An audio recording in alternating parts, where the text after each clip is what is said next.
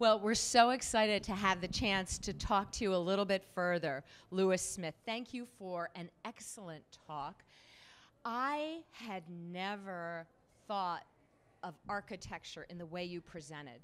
Tell me, have you looked at it this way your whole life, or did something happen that caused you to realize this cultural component? Well, as an African American, and there are only 3% of the architects in the country that are African American, I began to realize that the way I see things is not the same as the way the non-African American architects around me saw things. And I began to understand gradually through college and working that this made a big difference. And when I went out into the community to do community development work, what I found was that there's a separation between the architects and the community. Because the architects came in, like, we are the ones who know everything, and they'd sit down with the community and say, this is what you need. But they wouldn't work with the community to say, what is it you want?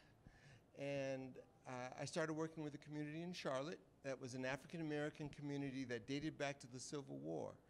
And what they wanted was to preserve the country atmosphere of their neighborhood and yet have more houses and buildings. And that's when we started to talk about how do we express their desires and their concerns in the framework of modern codes and restrictions and zoning ordinances and all of that. Well, then can you paint, that's fascinating. So can you paint the picture for me? You described the Vietnam Memorial and then that cool gull-like building on Lake Michigan as examples of buildings that really reflect and respect their community. How does that happen in a house?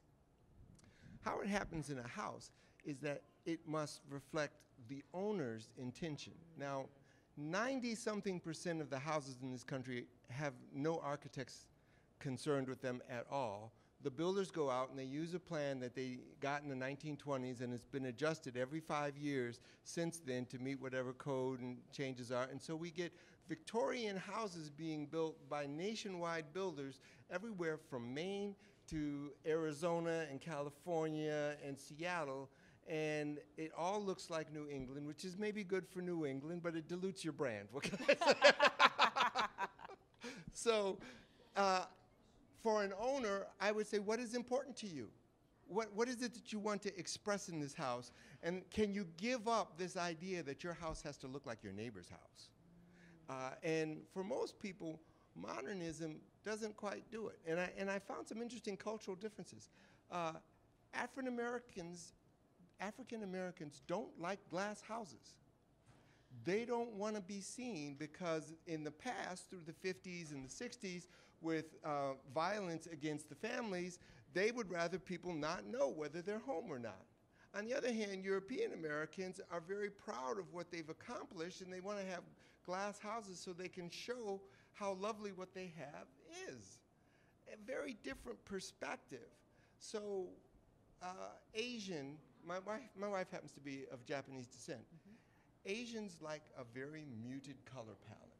They like pastels. They don't want bright, intense colors. But there are also a lot of Latin Americans in my neighborhood that enjoy really vivid, brilliant colors. These are intrinsic differences, so I have to start with the owner. Who are you? What would you like? What do you want to say with your house? That's really beautiful and exciting. So I happen to know that you might have spent a few years doing Tai Chi. Is that right? I have. Can you tell us about it? And tell me if you think that it has altered who you are and your approach to buildings and spaces and communities. It absolutely has altered who I am and my approach to building and spaces and community. The first principle of Tai Chi is to remain upright. Oh, okay. Be upright. And that can be seen in a moral sense, but in that moral sense, it's also how you do business. In the construction, the design and construction industry, there's plenty of gray areas where you cannot be upright. So I am upright. Another principle is to be graceful.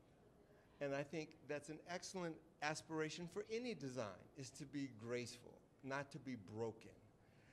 Another principle is to turn from the waist. And what the Chinese mean by that is keep your body together from chest to thigh, if you will.